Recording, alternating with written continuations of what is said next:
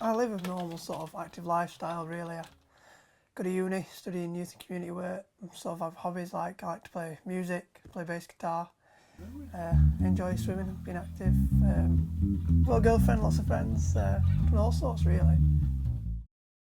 All my friends understand, know what I mean, and when I say I can't do something, they know I can't do something, or they try and help me find a way around it. William has a condition which is a bit of a mouthful called long-chain hydroxyacyl CoA dehydrogenase deficiency, usually shortened to LCHADD. It basically means I can't digest long-chain fatty acids.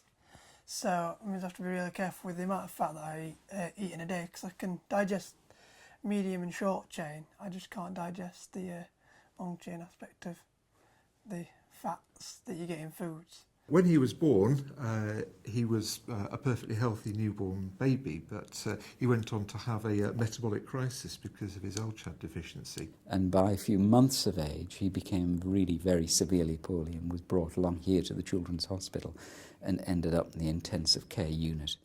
I sort of developed sort of normally up until like it was like all the breastfeeding and stuff sort of caught up with me, and I was a really sick baby. I'd all like puffed up and couldn't hold my head up. I was being really sickly, and one morning I just didn't wake up.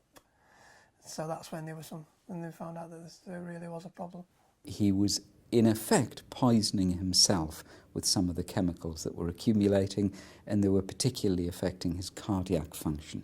So his cardiac muscle, his heart, had become grossly enlarged to the point, in fact, where it was barely capable of circulating blood around his body. So nobody knew until I was really, really ill.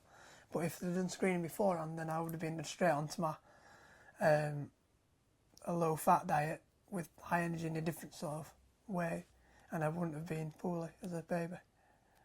Newborn screening provides this window of opportunity that allows us to diagnose and treat patients before they get symptoms. This is the key thing in newborn screening, that we have an opportunity to prevent damage before it occurs.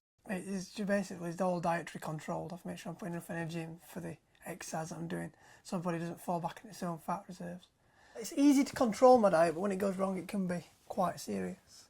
So as long as I keep on top of that control of it, it's all good really.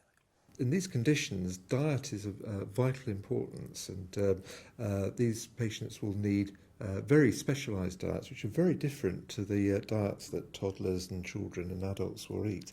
So it's like when I go out anywhere, I always take food with me because I can't like get fast food and stuff. So I've always got like sandwiches with me or crisps in my pocket, something like that, some like low-fat alternative.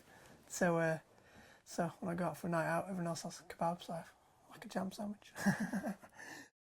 Babies might present anywhere around our region, so it's been very important that we have all the infrastructure and all the staff available to meet this need.